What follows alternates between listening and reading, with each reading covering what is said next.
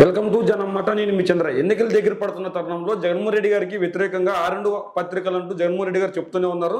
మరి ఎన్నికల దగ్గర పడుతున్న తరుణంలో ఆంధ్రజ్యోతి కావచ్చు, ఈనాడు కావచ్చు, ఎలాంటి వార్తలు రాస్తుంది, జగన్మోహన్ రెడ్డి గారు విశ్లేషణ ఏంటి, ఆ వార్తలు ఉన్న మర్మం, ఆ వార్తల వెనుక ఉన్న మర్మం ఏంటి, ఇలాంటి అంశాల గురించి మనం చర్చించుకుందాం. ఒకసారి ఈనాడు ఆంధ్రజ్యోతి వార్తలను చూద్దాం. ఇప్పుడు ఈనాడు వార్తలను చూసుకున్నట్లయితే ఒక్క రోజులోనే తెగిపోయింది విశాఖ బీచ్ లో కొట్టుకుపోయిన ప్లాంటింగ్ వంతెన. ఆదివారం ప్రారంభించిన వైవి సుబ్బారెడ్డి మరుసటి రోజే సంఘటన, సందర్శకులు లేకపోవడం తప్పిన పెను ప్రమాదం. రెండు ముక్కలుగా తెగిపోయిన ఏదైతే విశాఖ బీచ్ లో ఆంధ్రప్రదేశ్ ప్రభుత్వం ప్రతిష్టాత్మకంగా తీసుకొని పర్యాటక రంగాన్ని అభివృద్ధి చెందాలని చెప్పేసి ఒక ఏది ఫ్లోటింగ్ బ్రిడ్జిని ఏర్పాటు చేసిందో, ఆ బ్రిడ్జి పై కూడా ఏదో అనివార్య కారణాల వల్ల ఈ సంఘటన జరిగితే, ఈ సంఘటన కేవలం ప్రభుత్వం నిర్లక్ష్యం వల్లే జరిగిందని రాస్తున్నారు. మరి జగన్మోహన్ రెడ్డి గారి ప్రభుత్వం ఏదైనా అభివృద్ధి పనుల్లో భాగంగా పర్యాటక రంగాన్ని అభివృద్ధి చేయాలని సంకల్పించి ముందడుగు వేస్తే, ఆ ముందడుగుని స్వాగతించకుండా బురదజల్లే వార్తలు రాస్తున్నారు తప్ప చర్యల్లోకి రేపు పొద్దున ఎటువంటి నివారణ తీసుకోవాలి అవన్నీ రాయకుండా ఆ ప్రమాదం తప్పింది, ప్రమాదం తప్పడానికి ఏమన్నా అది ఇంకో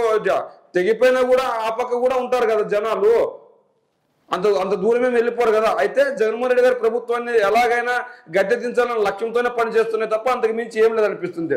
నిజంగా జగన్మోహన్ రెడ్డి గారు పర్యాటక రంగాన్ని అభివృద్ధి చేయాలి విశాఖపట్నంలో అని చెప్పేసి ఒక ముందడుగు వేశారు. కానీ వీళ్ళు ఏం చేస్తున్నారు, జగన్మోహన్ రెడ్డి గారి ప్రభుత్వాన్ని ఎలాగైనా గద్దెదించాలని తాపత్రయపడుతున్నారు తప్ప అంతకు మించి లేదు. ఎందుకు తాపత్రయపడుతుంది ఈనాడు అంటే, ఖచ్చితంగా రామోజీరావుకు సంబంధించిన చిట్ ఫండ్ కంపెనీలో అవినీతి అక్రమాలు చేశాడు కాబట్టి ఆ అవినీతి అక్రమాలను అరికట్టడానికి రామోజీరావుని జగన్మోహన్ రెడ్డి గారు కోర్టుల రూపంలో కావచ్చు, లేదంటే కేసులు పెట్టి వాటిని వాటిని కక్కిస్తున్నాడు కాబట్టి జగన్మోహన్ రెడ్డి గారు ఉంటే నా ఆటలు సాగవు, ఖచ్చితంగా చంద్రబాబు నాయుడు గారు ముఖ్యమంత్రి ఉంటే నా ఆటలు సాగుతాయి అన్న ఉద్దేశంతో ముందుకెళ్తున్నట్లుంది. అంత కాకపోతే ఇంకేమనుకోవాలి, ఖచ్చితంగా జగన్మోహన్ రెడ్డి గారు తప్పు చేసాడని రాయండి. పర్యాటక రంగాన్ని అభివృద్ధి చేసినా కూడా వీళ్ళు రాస్తారు. అదేవిధంగా ఇక్కడ చూసుకున్నట్లయితే 8 మంది ఎమ్మెల్యేలపై అర్హత 8 మంది ఎమ్మెల్యేలపై అనర్హత వేటు. వైకాపా తెదేపల్లి నుంచి చెరో 4 పార్టీ ఫిర్యాదులపై స్పీకర్ తమ్మినేని నిర్ణయం. ఆ స్థానాలు ఖాళీ అయినట్లు ఈసీకి సమాచారం. అనర్హతపై నేడు గెజిట్ విడుదల. పార్టీ ఫిరాయిస్తున్న ఫిర్యాదుల నేపథ్యంలో 8 మంది ఎమ్మెల్యేలపై అనర్హత వేటు వేస్తూ శాసనసభ స్పీకర్ తమ్మినేని సీతారాం సోమవారం నిర్ణయం తీసుకున్నారు. శాసనసభలో 8 స్థానాలు ఖాళీ అయినట్లు assembly secretary general PPK Ramcharan ఎన్నికల సంఘానికి వెంటనే ఇస్తున్నారు. ఏదైతే ఫిరాయింపు చట్టం ప్రకారం ఒక పార్టీ సింబల్ పై గెలిచి ఇంకో పార్టీపై గెలుస్తారో ఆ పార్టీ ఎమ్మెల్యేని అనర్హత వేసే అవకాశం ఉందని చెప్పేసి మనకుంది. అయితే ఖచ్చితంగా గతంలో చంద్రబాబు నాయుడు గారి హయాంలో 23 మంది ఎమ్మెల్యేలు వైఎస్ఆర్ కాంగ్రెస్ పార్టీ నుంచి టీడీపీలోకి జాయిన్ అయితే ఒక ఎమ్మెల్యేపై కూడా అనర్హత వేటేసిన పాపనప్పుడు. అదే వైఎస్ఆర్ కాంగ్రెస్ పార్టీ మాత్రం వైఎస్ఆర్ కాంగ్రెస్ పార్టీలో నుంచి టీడీపీలోకి వెళ్ళిన వాళ్ళని కావచ్చు, టీడీపీలో నుంచి వైఎస్ఆర్ కాంగ్రెస్ పార్టీలోకి వచ్చిన వాళ్ళని కావచ్చు అనర్హత వేటు వేసి ఒక నాణ్యకి పలికింది. ఏ విధంగా ఖచ్చితంగా ఫిరాయింపులు అన్నది తప్పు. ఒక సింబల్పై గెలిచిన వాళ్ళు మరో సింబల్ దగ్గరికి వెళ్ళి ఆ ఫిరాయింపులను ప్రోత్సహించడం తప్పు. ఖచ్చితంగా ఇది ఏ పార్టీ నుంచి ఫిరాయించిన తప్పు అని జగన్మోహన్ రెడ్డి గారు మొదటి నుంచి చెప్తున్నారు. అందులో వైఎస్ఆర్ కాంగ్రెస్ పార్టీలో గెలిచిన ఎమ్మెల్యేలు టీడీపీలోకి వెళ్ళారు, వాళ్ళందరినీ సస్పెండ్ చేయడం జరిగింది. అయితే టీడీపీలో గెలిచిన ఎమ్మెల్యేలు వైసీపీలోకి వచ్చిన దాఖలాలు అయితే వాళ్ళు టీడీపీ కార్యక్రమాలకు వ్యతిరేకంగా పనిచేస్తున్నారు. అయితే ఈ రోజు వైఎస్ఆర్సీపీ సీటును కూడా వాళ్ళు ఆశిస్తున్నారు.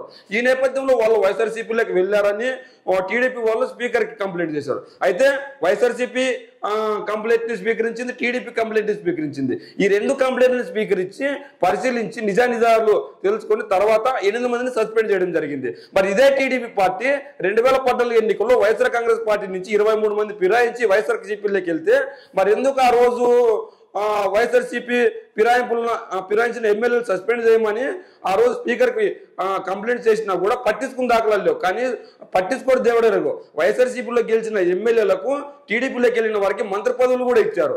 ఎందుకు మంత్రి పదవులు ఇచ్చారంటే ఖచ్చితంగా వీళ్లకు పెద్దపీట వేస్తున్నాం, తెలుగుదేశంలో గెలిచిన వాళ్ళకంటే వైసీపీలో గెలిచిన వాళ్ళకి పెద్దపీట వేస్తున్నాం అని చెప్పడానికి వీళ్ళు.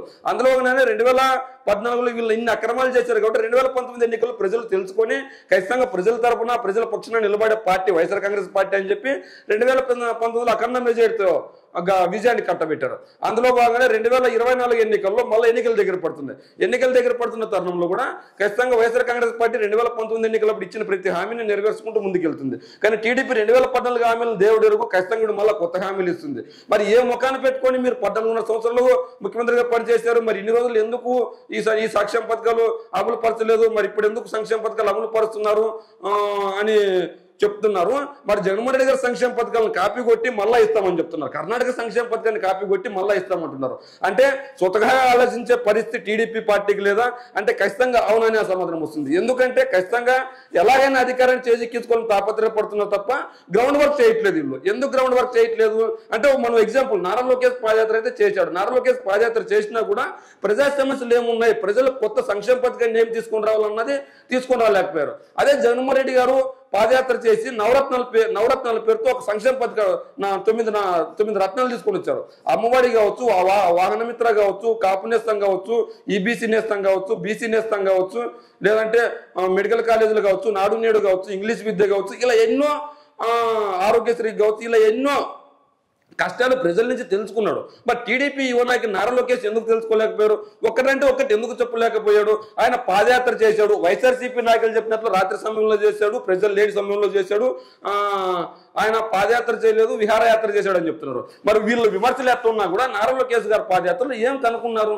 కనుక్కొని పలానా సంక్షేమ పథకాన్ని తీసుకొని వస్తున్నాను, ప్రజలకు ఇది చేస్తానని చెప్పాలి. మరి జగన్మోహన్ రెడ్డి గారి ప్రభుత్వంలో దీనివల్ల అన్యాయం అయ్యారు, దీనివల్ల లబ్ధి పొందలేదు, దీనివల్ల అన్యాయం అయిపోయారని చెప్తున్నారు. మరి ఎందుకు చెప్పలేకపోతున్నారు? జగన్మోహన్ రెడ్డి గారు సంక్షేమ పథకాన్ని జగన్మోహన్ రెడ్డి గారు ఒకరికే ఇచ్చారు, మేముంటే 2, 3, 4 కూడా ఇస్తామని చెప్పి ఈ రోజు యువ నాయకుడు, వృద్ధ నాయకులు ఇద్దరు చెప్తున్నారు. అయితే ఏదేమైనప్పటికీ వైఎస్ఆర్ కాంగ్రెస్ పార్టీ మాత్రం ప్రజల నాడిని పట్టుకుంది, ప్రజల నాడిని పట్టుకుని గెలిపే లక్ష్యంగా ముందుకెళ్తుంది. కానీ టీడీపీ జనసేన పొత్తుతో నాటకాలు ఆడుతూ ఎలాగైనా వాళ్ళని గెలుచుకోవాలని చూస్తుంది. అయితే ఏదేమైనప్పటికీ ప్రజలు మాత్రం వైఎస్ఆర్సీపీ తరపున ఉన్నారని వాళ్ళు చెప్తారు. వీళ్ళేమో ఓడించడానికి సిద్ధంగా ఉన్నారు. 5 ఏళ్లలో 500 కోట్ల అక్రమార్జనలో తోపులు. ఉమ్మడి అనంతపురం జిల్లాలో ప్రతినిధి సోదరుల అరాచకం. శ్రీకాకుళంలో కడప రెడ్లు పెత్తనం వెంటి మంత్రి ధర్మన ప్రసాదరావు సంచలన వ్యాఖ్య. తెదేపా జనసేన పొత్తు సూపర్ హిట్, అభివృద్ధి నా పంతం. ఉత్తరాంధ్ర ద్రోహి జగన్మోహన్ రెడ్డి. 99 మంది అభ్యర్థులు ప్రకటించి యుద్ధానికి మేము సిద్ధం. శ్రీకాకుళం రాకదిల సభలో చంద్రబాబు. తెదేపా జనసేన పొత్తు సూపర్ హిట్, 2 పార్టీల కలయిక మా కోసం కాదు, 5 కోట్ల ప్రజానికం కోసం, వైకాపా విముక్త ఆంధ్రప్రదేశ్ కోసం పోరాడుతున్నాం. అధికార పార్టీ ఇద్దరి మధ్య చిచ్చు పెట్టడానికి యత్నిస్తుంది. వ్యక్తులు, కులాలు, ప్రాంతాల మధ్య విద్వేషాలు రెచ్చగొట్టి ఇలాంటి వారిని చిత్తగా ఓడించి రాష్ట్రాన్ని కాపాడుకోవాలి. ఇప్పుడు చంద్రబాబు నాయుడు గారు ఈ మాటలు మాట్లాడారు కదా, వ్యక్తులను కావచ్చు, ప్రాంతాలను కావచ్చు ఉద్దేశించి మాట్లాడేది ఫస్ట్ చంద్రబాబు నాయుడు గారు. ఏ విధంగా జగన్మోహన్ రెడ్డి గారు అధికారంలోకి వస్తే ఫ్యాక్షనిస్టులు వస్తారు, రాయలసీమ ఫ్యాక్షనిస్టులు వస్తారు అంటే రాయలసీమ వ్యక్తులు ఫ్యాక్షనిస్టులుగా ఉన్నారు ఇప్పటికి కూడా. కడప రెడ్లు వస్తారు అంటే కడప రెడ్లు బతకూడదు ఎక్కడేగా. రాజారెడ్డి రాజ్యాంగం అంటారు అంటే పులివెందులపై ఉన్న అక్కసు ఎంత వెళ్ళగక్కుతాడో నిన్న కుప్పం సభలో జగన్మోహన్ రెడ్డి గారు కూడా బహిరంగంగా చెప్పేశారు. నేను ఏ ప్రాంతానికి అభివృద్ధి కాదు అన్ని ప్రాంతాలకు అభివృద్ధి చేసే వ్యక్తిని అని చెప్పారు జగన్మోహన్ రెడ్డి గారు. అన్ని ప్రాంతాలకు నేను లబ్ధి చేకూర్చే విధంగా పనిచేస్తున్నానని చెప్పారు. కానీ చంద్రబాబు నాయుడు గారు అలా పని చేయటం లేదు. నా పై ఉన్న కోపాన్ని నా ప్రాంతం పైన, నా నియోజకవర్గం పైన, నా జిల్లా పైన, నా ప్రాంతమైన రాయలసీమ పైన విసంగక్తున్నాడు. నేను ఏ రోజు నా ప్రాంతం గురించి ఆలోచించలేదు, అన్ని ప్రాంతాల అభివృద్ధి కోసం ఆలోచించారని జగన్మోహన్ రెడ్డి గారు చెప్తున్నారు. అందులోనే ఈ రోజు జగన్మోహన్ రెడ్డి గారు ప్రజల్లో మనసును గెలుచుకున్నారు కాబట్టి ఖచ్చితంగా 2024 ఎన్నికలు వస్తున్నా కూడా సింగిల్ గా వస్తే ఎటువంటి పొత్తు లేదు, నా పైన ప్రజా వ్యతిరేకత లేదు, నాకు మంచి చేరుతనే మీకు మంచి చేరుతని నాకు ఓటేనని జగన్మోహన్ రెడ్డి గారు చెప్తున్నారు. కానీ వీళ్ళ పరిస్థితి లేదు. ఎందుకు ఆ పరిస్థితి లేదంటే ఖచ్చితంగా ఎలాగైనా జగన్మోహన్ రెడ్డి గారిని ఓడించాలి కాబట్టి పొత్తులతో వస్తున్నారు. పొత్తులతో వచ్చినా కూడా వీళ్ళు ఎత్తులు చిత్తు చేయడానికి జగన్మోహన్ రెడ్డి గారు సిద్ధం సభలతో ముందుకు వెళ్తున్నాడు. మనం ఎగ్జాంపుల్ సిద్ధం సభలు తీసుకుంటే 1 కావచ్చు, 2 కావచ్చు, 3 కావచ్చు. ఎక్కడైనా అధికార పార్టీకి అధికార పార్టీ సభలు నిర్వహిస్తే జనాలు రావాలంటే కొద్దిగా ఇబ్బంది పడతారు. ఎందుకంటే వాళ్ళు చేసిన సంక్షేమ పథకాలు కావచ్చు, ఏదైనా లబ్ధి చేకూరుకున్న వాళ్ళు కూడా ఖచ్చితంగా సభలకు రావడానికి నిరాకరిస్తారు. వచ్చిన వాళ్ళు కూడా పెద్దగా రెస్పాన్స్ అవ్వరు. కానీ జగన్మోహన్ రెడ్డి గారు ప్రతి సభ హిట్ అవుతూనే ఉంది, సూపర్ హిట్ అవుతూనే ఉంది. ప్రతి ఒక్కటి అంతకు మించి అవుతుంది. ఒక సభకు మించి ఇంకో సభ జరుగుతూనే ఉంది. ఎందుకు ఇలా జరుగుతుందంటే జగన్మోహన్ రెడ్డి గారు 2019 ఎన్నికలప్పుడు ఇచ్చిన ప్రతి హామీని తన కార్యకర్తలను కానీ పక్కన పెట్టి, తన సామాజిక వర్గాన్ని పక్కన పెట్టి నిజమైన పేదవాడికి అందించాడు. ఆ నిజమైన పేదవాడు ఈ రోజు జగన్మోహన్ రెడ్డి గారిని గెలిపించుకోవడానికి సిద్ధంగా ఉన్నారు. ఏదైతే సోషల్ మీడియాలో కావచ్చు, ఎలక్ట్రానిక్ మీడియా కావచ్చు, ప్రింట్ మీడియా కావచ్చు, ఇదంతా ఒక సెక్షన్ వర్గం వాళ్ళు అంజమాయిస్తున్నారు, ఒక సెక్షన్ వర్గం వాళ్ళు ముందుకు తీసుకెళ్తున్నారు. కాబట్టి ఈ ప్రజలు వాళ్ళలో వచ్చింది నిజం అనుకుంటున్నారు కొంతమంది, కానీ వాటిని వాడిన వాళ్ళు చాలా మంది ఉన్నారు. ఈ ఆంధ్రప్రదేశ్లో కావచ్చు, ఈ దేశంలో కావచ్చు, ఈ ప్రపంచంలో కావచ్చు. వాళ్ళందరికీ కావాల్సింది సోషల్ మీడియాలో పరిపాలించే పరిపాలన కాదు, వాళ్ళందరికీ కావాల్సింది నిజమైన పరిపాలన. ఆ నిజమైన పరిపాలన ఎన్నుకోవడానికి ఖచ్చితంగా ముందున్నారు. ఇందులోగానే టీడీపీ జనసేన పొత్తు పెట్టుకున్నా సరే ఖచ్చితంగా జగన్మోహన్ రెడ్డి గారిని ఎన్నుకోవడానికి ఈ రోజు ఆంధ్ర ప్రజలు సిద్ధంగా ఉన్నారు. అందుకే సిద్ధం సభలు పెడుతున్నా కూడా సంసిద్ధంగా ఉన్నామని చెప్తున్నారు. అంతేకాకుండా ఇప్పుడు టీడీపీ జనసేన సభ్యులు చూసుకున్నట్లయితే ఖచ్చితంగా వాళ్ళు పీపుల్ ప్రోపలైజేషన్ కరెక్ట్ గా చేయలేకపోతున్నారు. కానీ జగన్మోహన్ రెడ్డి గారు మాత్రం సక్సెస్ఫుల్ అయిపోయారు. ఎవరైతే జగన్మోహన్ రెడ్డి గారు సభలు చూసి ఖచ్చితంగా వచ్చే ఎన్నికల్లో జగన్మోహన్ రెడ్డి గారు గెలవరు అనుకుంటున్నారు, ఈ సభలు చూసిన తర్వాత ఖచ్చితంగా వాళ్ళ మాట తీరు మాయమైపోతుంది. టీడీపీ ఒక సభ నిర్వహిస్తుంది, రా కదిలిరా కార్యకర్త అంటుంది. ఆ టీడీపీ సభ నిర్వహిస్తున్నా కూడా ఒక రోజు 2 రోజులు మాట్లాడుతున్నారు, కానీ ఆ సభల గురించి మరుసటి రోజు మాట్లాడడం లేదు. అదే జగన్మోహన్ రెడ్డి గారి సిద్ధం సభలు దాదాపు రాప్తాడులో నియోజకవర్గంలో సిద్ధం సభ జరిగి దాదాపు వారం 10 రోజులు అవుతుంది. అయినా కూడా రాప్తాడు సిద్ధం సభ, దెందులూరు సిద్ధం సభ, తర్వాత భీములి సిద్ధం సభ ఇలా చెప్పుకుంటూనే ఉన్నాం. ఎందుకు చెప్పుకుంటూనే ఉన్నామంటే 3 లక్షలు, 6 లక్షలు, 10 లక్షలు అంటే ఒక పార్టీ సభ నిర్వహిస్తే 1 లక్ష లేదంటే 50,000 1 లక్ష వస్తారు. కానీ ఇదేంటి 3 లక్షలు, 6 లక్షలు, 10 లక్షలు వస్తున్నారంటే ఖచ్చితంగా వైఎస్ఆర్సీపీ పేద ప్రజలకు మంచి చేసింది. కాబట్టి ఈ రోజు వైఎస్ఆర్సీపీ కార్యకర్త రాకపోయినా కూడా వైఎస్ఆర్సీపీని గెలిపించడానికి సామాన్య ప్రజలు వస్తున్నారు ఈ రోజు. ఎందుకంటే సామాన్య ప్రజలకు లబ్ధి చేకూరింది. సామాన్య ప్రజలకు జగన్మోహన్ రెడ్డి గారు రాకపోతే ఆ సంక్షేమ పథకాలు అందవని వాళ్ళకి అర్థం అవుతుంది. ఇందులో భాగంగానే టీడీపీ జనసేన పొత్తు పెట్టుకున్నప్పటికీ ఖచ్చితంగా వాళ్ళు జగన్మోహన్ రెడ్డి గారి గురించి విమర్శించడానికి ఏమీ లేక మళ్ళా కేవలం ఇసుక దోచుకుంటున్నారు, మద్యం అమ్ముతున్నారు, ఈ 2 మాటలు మాట్లాడడం లేదంటే రోడ్లు వేయట్లేదు, ఈ 3 మాటలు మాట్లాడుతున్నారు తప్ప వాళ్ళని సంక్షేమ పథకాన్ని ప్రజల కోసం ఇచ్చావు, ఆ సంక్షేమ పథకాన్ని నువ్వు అమలుపరచలేదు, ఎందుకు అమలుపరచలేకపోయావు అని టీడీపీ అధినేత కానీ జనసేన అధినేత కానీ ప్రశ్నించలేకపోతున్నారు. అది జగన్మోహన్ రెడ్డి గారి పరిపాలన. ఈ రోజు జగన్మోహన్ రెడ్డి గారు ఖచ్చితంగా ఇచ్చిన ప్రతి మాటను నెరవేర్చుకున్నాడు. కాబట్టి నువ్వు అమ్మఒడి ఇస్తానన్నావు, ఎందుకు ఇవ్వలేకపోయావు, నువ్వు ఆ వాహనమిత్ర ఇస్తానన్నావు, ఎందుకు ఇవ్వలేకపోయావు, ఈ రోజు నాడు నేడు తీసుకుని వస్తానన్నావు, ఎందుకు ఇవ్వలేకపోయావు, ఇంగ్లీష్ మీడియాన్ని చేస్తానన్నావు, ఎందుకు చేయలేకపోయావు, మెడికల్ కాలేజీలు తీసుకుని వస్తున్నావు, ఎందుకు తీసుకొని రాలేకపోయావు, నువ్వు జిల్లాలు చేస్తున్నావు, ఎందుకు జిల్లాలు చేయలేకపోయావు, ఎన్టీఆర్ పేరు పెడుతున్నావు, ఎందుకు ఎన్టీఆర్ పేరు పెట్టలేకపోయావు. ఇలా ఏ క్వశ్చన్ తీసుకున్నా కూడా జగన్మోహన్ రెడ్డి గారు ప్రశ్నించడానికి వాళ్ళ దగ్గర ఆన్సర్ లేదు. ఎందుకు ఆన్సర్ లేదంటే జగన్మోహన్ రెడ్డి గారు ఇచ్చిన ప్రతి మాటను నెరవేర్చుకుంటూ పోతున్నాడు. వీళ్ళు చెప్పేది 3: 1 రోడ్లు వేయలేదని, 2 మద్యం అమ్ముతున్నాడని, 3 ఇసుక దోచుకుంటున్నారని. మద్యం అమ్ముతున్నా కూడా ఇంతకు ముందు ఏదైతే ప్రతి గ్రామంలోని బెల్ట్ షాపులు ఉంటే ఆ బెల్ట్ షాపులన్నీ కట్ చేసి కేవలం ప్రభుత్వ మద్యం షాపులకే పరిమితం చేశాడు ఈరోజు జగన్మోహన్ రెడ్డి గారు. ఇంకొకటి, ఇసుక అన్నది పేదవాడికి ఉచితంగా ఇస్తున్నాడు, ఇల్లు ఉచితంగా ఇస్తున్నాడు, స్థలం ఉచితంగా ఇస్తున్నాడు. ఈ 2 ఇచ్చిన వాడు ఇసుక ఇవ్వలేడా అంటే ఖచ్చితంగా పేద ప్రజలు మభ్యపెట్టడానికి తప్ప ఇంకేమీ లేదు. అంటే ఖచ్చితంగా ఈ రోజు ఇసుక ఉచితంగా ఇవ్వకపోతే పేద ప్రజలు ఇల్లు ఎలా కట్టుకుంటున్నారు, ఈ రోజు రాష్ట్రంలో ఇల్లు ఎలా కడుతున్నారు, ఇసుక దోచుకుంటుంటే జగన్మోహన్ రెడ్డి గారు. మరి ఇవన్నీ ఎలా జరుగుతున్నాయి? మరి సామాన్య ప్రజలు ఎందుకు ఇసుక దోచుకుంటున్నారని బయటకు వచ్చి చెప్పట్లేదు, ధర్నాలు ఎందుకు చేయట్లేదు, కేవలం ఈనాడు ఆంధ్రజ్యోతి వార్తాపత్రికల్లోనే ఉంటున్నాయి. అంటే ఖచ్చితంగా జగన్మోహన్ రెడ్డి గారు ప్రజా పరిపాలన చేస్తున్నాడు, సంక్షేమ పరిపాలన చేస్తున్నాడు, అభివృద్ధి పరిపాలన చేస్తున్నాడు. కానీ వీళ్ళేమో జగన్మోహన్ రెడ్డి గారిని గద్దె తీర్చడానికి చూస్తున్నారు. అదేవిధంగా నిన్న ప్రాంతాలకు ఖచ్చితంగా పథకాల అమలు, చిత్తూరు జిల్లా శాంతిపురం సభలో సీఎం జగన్, చెరువులకు కృష్ణా జిల్లాలో విడుదల, కుప్పం నియోజకవర్గాన్ని తానే ఉద్ధరించినట్లు ముఖ్యమంత్రి చెప్పుకోవడంపై స్థానికులు విస్మయం. కుప్పం నియోజకవర్గాన్ని తానే ఉద్ధరించినట్లు ముఖ్యమంత్రి చెప్పుకోవడంపై స్థానికులు విస్మరించారు.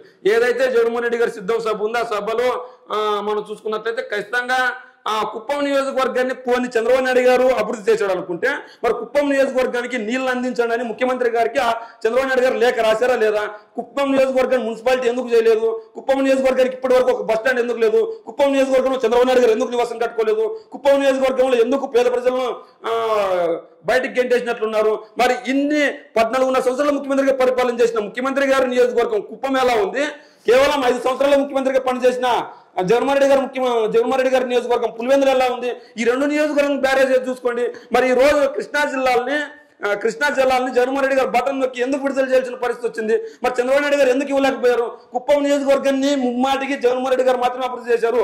కుప్పం నియోజకవర్గాన్ని మున్సిపాలిటీ చేసిన జగన్మోహన్ రెడ్డి గారు, కుప్పం నియోజకవర్గానికి నీళ్లు తెచ్చిన జగన్మోహన్ రెడ్డి గారు, కుప్పం నియోజకవర్గానికి పేదలకు ఇల్లు తెచ్చిన జగన్మోహన్ రెడ్డి గారు, కుప్పం నియోజకవర్గానికి బస్ స్టాండ్ కట్టిన జగన్మోహన్ రెడ్డి గారు, కుప్పం నియోజకవర్గంలో ఆసుపత్రి కట్టింది జగన్మోహన్ రెడ్డి గారు, కుప్పం నియోజకవర్గం ఓటర్ల మనసును గెలిచిన జగన్మోహన్ రెడ్డి గారు. వచ్చే ఎన్నికల్లో కుప్పం నియోజకవర్గంలో చంద్రబాబు నాయుడు గారిని ఓడించి అక్కడ భరత్ అనే వైసీపీ క్యాండిడేట్ గెలిపించుకోవడం సిద్ధంగా ఉన్నారని చాలా సర్వే సంస్థలు చెప్తుంది. అందులో కుప్పం నియోజకవర్గం నుంచి తప్పుకోవాలని ప్రయత్నించారు. కానీ అందరూ నవ్వుకుంటారని చెప్పేసి ఎట్టకేలకు అక్కడే పోటీ చేస్తున్నట్లు వైసీపీ వాళ్ళు చెప్తున్నారు. ఏదేమైనప్పటికీ కుప్పం నియోజకవర్గాన్ని ముమ్మాటికి వైఎస్ఆర్ కాంగ్రెస్ పార్టీ మాత్రమే అభివృద్ధి చేసింది. టీడీపీ అధినాయకుడు చంద్రబాబు నాయుడు గారు కుప్పం నియోజకవర్గానికి చేసింది 0. అందులోగానే మున్సిపాలిటీ ఎన్నికల్లో ఎంత ఘోరంగా ఓడిపోయిందో మనం చూసాం. ఏదైతే ఎట్టకేలకు అనర్హత 8 మంది ఎమ్మెల్యేలపై ఎన్నికల ముంగిట వేటు టీడీపీ వైసీపీ నుంచి చివరి 6 స్పీకర్ తమ్మినేని సీతారాం మళ్ళీ మనం ఇప్పుడే చదివా ఇప్పుడు మా పొత్తు సూపర్ హిట్ అంటూ మనం ఇప్పుడే చెప్పుకున్నాం పొత్తు గురించి చెడగొట్టేందుకు శాంతి విధాల శత విధాల జగన్ యత్నాలు మా గెలుపుని ఎవరు ఆపలేరు అబద్ధాలు చెప్పడంలో జగన్ పిహెచ్డి పథకాలు రద్దు చేసి 1000 కోట్ల దోపిడీ పేదల ప్రతినిధి చెప్పుకుంటున్నారు 9 సార్లు కరెంట్ ఛార్జీల పెంపు పేదలకు 65,000 కోట్ల భారం అయినా సిద్ధమని ప్రగల్భాలు శ్రీకాకుళం కదిల సభలో టీడీపీ అధినేత ఆగ్రహం ఏదైతే మనం ఇంతకుముందు చర్చించుకుంటున్నాం అదే మాటలు వస్తాయి మరి ఏదేమైనప్పటికీ జగన్మోహన్ రెడ్డి గారు టీడీపీ ఇద్దరు గెలిపే లక్ష్యంగా ముందుకెళ్తున్నారు జగన్మోహన్ రెడ్డి గారు సిద్ధం సభలు వీళ్ళైతే కదిలరా అయితే జగన్మోహన్ రెడ్డి గారు ఇచ్చిన ప్రతి హామీని నెరవేర్చి ముందుకెళ్తున్నాడు వీళ్ళు 2014 ఎన్నికల్లో 600 హామీలు ఇచ్చి వాటిని 6 కూడా నెరవేర్చకుండా ప్రజల్లోకి వెళ్తున్నారు ఈ రోజు అందుకే వాళ్ళ సంక్షేమ పథకాలు చెప్పుకోవడానికి ఏమి లేక జగన్మోహన్ రెడ్డి గారి సంక్షేమ పథకాలను కాపీ కొట్టి ఇంకా పెద్ద ఎత్తున ఇస్తాం మాకు ఓటు వేయండి అని అడుగుతున్నారు మరి నిజంగా జగన్మోహన్ రెడ్డి గారి పరిపాలన సరిగ్గా లేకుంటే జగన్మోహన్ రెడ్డి గారి సంక్షేమ పథకాలు మీరు ఎందుకు పెడుతున్నారు చంద్రబాబు నాయుడు గారు ఒకటే ఆలోచించాలి జగన్మోహన్ రెడ్డి గారి పరిపాలన సరిగ్గా లేదు అనుకోండి మరి చంద్రబాబు నాయుడు గారు మరి సంక్షేమ పథకాలు తీసుకొని రావాలి కానీ జగన్మోహన్ రెడ్డి గారి పథకాలని కాపీ కొట్టి ఎందుకు పెడతామంటున్నారు అంటే ఖచ్చితంగా జగన్మోహన్ రెడ్డి గారి పరిపాలన 100% బాగుంది కనుక జగన్మోహన్ రెడ్డి గారి పరిపాలన అందరూ మెచ్చుకున్నారు కనుక జగన్మోహన్ రెడ్డి గారి పరిపాలనకు పేదలు అండదండ అందించారు కనుక జగన్మోహన్ రెడ్డి గారి పరిపాలన అభివృద్ధి జరిగింది కనుక జగన్మోహన్ రెడ్డి గారి పరిపాలన వల్ల అందరూ లబ్ధి చేకూరన్నారు కనుక అందుకే వీళ్ళు చేసేది ఏమీ లేక జగన్మోహన్ రెడ్డి గారి సంక్షేమ పథకాలను మేము కూడా కొనసాగిస్తాం అని వీళ్ళు చెప్తున్నారు అంతకు మించి ఏమీ లేదు అదేవిధంగా అనంతపురం సభలో ఏపీ ఐసీసీ అధ్యక్షుడు ఖార్గే పిసిసి చీఫ్ శర్మిల అభివాదం అంట చెల్లినని కూడా చూడకుండా జగన్ ఆయన సైన్యం దూషిస్తుంది శర్మిల నా గురించి నా భర్త గురించి వ్యక్తిగతంగా నానా మాటలు అంటుంది ఒకప్పుడు ఈ చెల్లె పాదయాత్ర చేసింది బాయ్ బాయ్ బాబు అని గద్దె దించింది నీ చెల్లె కాంగ్రెస్ లో చేరానని నన్ను తిట్టేస్తారా వైఎస్ ఆశయాలు నెరవేర్చని జగన్ వారసుడా రాజశేఖర రెడ్డికి నేనే శిశులైన వారసురాలని మద్యం శిశులైన వారసురాలని చెప్పుకుంటున్న శర్మిల గురించి మనం మాట్లాడుకుంటే ఇప్పుడు వైఎస్ శర్మిల ఖచ్చితంగా జగన్మోహన్ రెడ్డి గారిని టార్గెట్ గా చేసుకుని కాంగ్రెస్ పార్టీలో చేరింది అదే కాంగ్రెస్ పార్టీ రాజశేఖర రెడ్డి గారి పేరు ఎఫ్ఐఆర్ లో చేర్చి జగన్మోహన్ రెడ్డి గారిని జైలుకి పంపింది నువ్వు శిశులైన వారసురాలు అయితే జగన్మోహన్ రెడ్డి గారిని ఆ రోజు కాంగ్రెస్ పార్టీ జైలు ఎందుకు వేసింది మరి నిన్ను ఎందుకు వేయలేకపోయింది అంటే రాజశేఖర రెడ్డి వారసుడు రాజశేఖర రెడ్డి ప్రజాదరణ ప్రజల్లో జగన్మోహన్ రెడ్డి గారికి ఉంది ఆ ప్రజాదరణను ఎలాగైనా అడ్డకట్ట వేయాలని చెప్పేసి ఆ రోజు సోనియా కుటిల బుద్ధితో జగన్మోహన్ రెడ్డి గారిని జైల్లో వేసింది అయితే జగన్మోహన్ రెడ్డి గారు మహా అయితే ఏపీ లేదా తెలంగాణలో కాంగ్రెస్ పార్టీని గద్దె దించగలడు ఏం చేయగలడు అనుకున్నారు కానీ జగన్మోహన్ రెడ్డి గారి పంతం వల్ల ఈ రోజు కాంగ్రెస్ పార్టీ దేశ రాజకీయాలకే దూరం అయ్యే పరిస్థితి వచ్చింది ఆ పక్క ఆ పార్టీ కావచ్చు మమతా బెనర్జీ కావచ్చు వైఎస్ఆర్ కాంగ్రెస్ పార్టీ కావచ్చు లేదా అన్నా డిఎంకే కావచ్చు లేదంటే డిఎంకే కావచ్చు ఇలా ప్రాంతీయ పార్టీలన్నీ చొచ్చుకుపోతున్నాయి ఈ రోజు గెలిపే లక్ష్యంగా మరి ఎందుకు ఈ రోజు కాంగ్రెస్ పార్టీ గెలుపు కోసం పొత్తుల కోసం ప్రాకులాడుతుందంటే ఖచ్చితంగా కాంగ్రెస్ పార్టీ పరిపాలించిన కాలంలో రాష్ట్రానికి కావచ్చు దేశానికి కావచ్చు చేసింది ఏమి లేదు ఈ దేశాన్ని దోచుకోవడానికే కాంగ్రెస్ పార్టీ పెద్దపీట వేసింది అందుకే ఈ రోజు బీజేపీ పార్టీ ప్రత్యేకంగా ఎన్నుకున్నారు బీజేపీ పార్టీ 2024 ఎన్నికల్లో ఖచ్చితంగా అఖండ మెజారిటీతో గెలుస్తుందని సర్వే సంస్థలు చెప్తున్నాయి ప్రజలు కూడా నమ్ముతున్నారు ఎందుకు ఈ పరిస్థితి వచ్చిందంటే కాంగ్రెస్ పార్టీ అన్ని సంవత్సరాలు పరిపాలించింది ఈ దేశానికి చేసింది ఏంటి అనుభవం కావచ్చు లేదంటే మనగా ఏదైనా రామ మందిరం కావచ్చు లేదంటే సంక్షేమ పథకాలు కావచ్చు లేదంటే అభివృద్ధి పనులు కావచ్చు ఆర్థిక వ్యవస్థలో కావచ్చు లేదంటే మన దేశ అత్యున్నత స్థాయిలో కావచ్చు లేదంటే ఏదానికైనా తెగింపు అభివృద్ధి సంక్షేమాలు అందించింది బీజేపీ అందుకే 2014 ఎన్నికల్లో బీజేపీ ఇచ్చిన ప్రతి మాటను నెరవేర్చుకుంది కాబట్టి 2019 ఎన్నికల్లో అంతకంటే ఎక్కువ సీట్లు ఇచ్చారు 2019 ఎన్నికలు ఇచ్చిన మాటలు కూడా నెరవేర్చుకున్న మళ్ళా మాకు అధికారం కట్టబెట్టనని బీజేపీ ముందుకెళ్తుంది మేము 2024 ఎన్నికల్లో కూడా 2019 ఇచ్చిన ప్రతి మాటను మేము నెరవేర్చాం కాబట్టి ఓటేనని బీజేపీ అడుగుతుంది అదేవిధంగా రాష్ట్రంలో కూడా కాంగ్రెస్ పార్టీ ఆ రోజు వైఎస్ఆర్ కుటుంబాన్ని నానా ఇబ్బందులు పెట్టింది అందులో భాగంగానే ఆ రోజు కాంగ్రెస్ పార్టీకి డిపాజిట్లు కూడా కాదు కదా కనీసం 100 కంటే తక్కువ ఓట్లు వస్తున్న పరిస్థితి అంటే ఇంత దిగజారుతనానికి ఎందుకు దిగిపోయింది కాంగ్రెస్ పార్టీ అంటే ఖచ్చితంగా వైఎస్ ఫ్యామిలీని ఇబ్బంది పెట్టింది కాంగ్రెస్ పార్టీ ఇది ముమ్మాటికి 100% నిజం అందులో భాగంగానే కాంగ్రెస్ పార్టీకి జగన్మోహన్ రెడ్డి గారు దూరం అయిపోయారు ఈ రోజు వైఎస్ఆర్ కాంగ్రెస్ పార్టీ పేరు పెట్టుకొని జగన్మోహన్ రెడ్డి గారు పాదయాత్ర చేసి శర్మిల పాదయాత్ర చేసిందంటూ చెప్తుంది మరి శర్మిల పాదయాత్ర చేస్తే 2014 ఎన్నికల్లో ఎందుకు అధికారంలోకి రాలేదు జగన్మోహన్ రెడ్డి గారు 2019 ముందు పాదయాత్ర చేస్తే ఎందుకు అధికారంలోకి వచ్చాడంటే శర్మిల కంటే జగన్మోహన్ రెడ్డి గారు ప్రజా సమస్యలు తెలుసుకోవడంలో దిట్టం అందుకే పాదయాత్ర చేసి ప్రజా సమస్యలు తెలుసుకొని ప్రజల నాడిని పట్టుకున్నాడు అందుకే అధికారాన్ని కట్టిబెట్టారు నువ్వు బాబాయ్ బాబు అన్నట్లు లేదంటే నువ్వు గద్దె దించలేదు ఏపీ ప్రజలు గద్దె దించారు చంద్రబాబు నాయుడు గారిని. ఆ రోజు చంద్రబాబు నాయుడు గారి కంటే జగన్మోహన్ రెడ్డి గారు మంచి పరిపాలన అందిస్తారు కనుక జగన్మోహన్ రెడ్డి గారిని ఎన్నుకున్నారు. నిన్ను చూసి ఓటేస్తే నేను ముఖ్యమంత్రి అభ్యర్థిని నువ్వు చెప్పలేదు కదా.